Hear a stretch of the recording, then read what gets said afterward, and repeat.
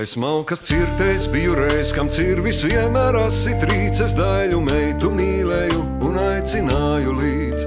Es gribēju mums māju celt, kas būtu skaista tā kā pils un sienas saules dzeltenas un torņi slejas debesīs.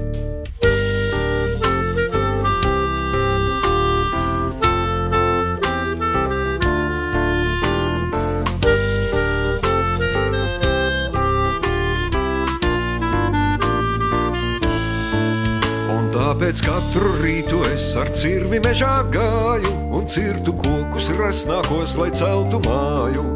Bet skauda ļaunai raganai, ka gribu celt es māju, un viņa cirvi nobūra, lai tas man nocert kāju.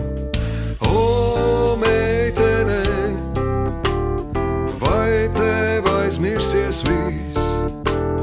Naktīs raudot par tevi esmu galīgi sarūsējis. Bet kalējs palīdzēja man un ņēmis dzelzu gabalu, man jaunu kāju nokala un galvu kāla. Tak nebija miera raganai, bez mitas pesteļoja tā, līdz beigās cirvis noburtais man sirdi pušu sītā.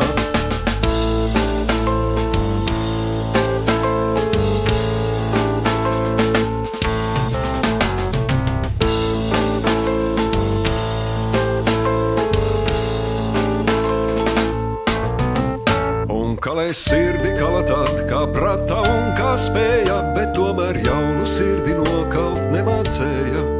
Tā viens no apkārt klaiņojumu paliek neuzcelts man nams, jo draugi mīlēt meiteni bez sirds diemžēl nav iespējams. O, meitene, vai tev aizmirsies viss? Naktīs raudot par tevi esmu galīgi sarūsējis. O, meitene, vai tev aizmirsies viss? Naktīs raudot par tevi esmu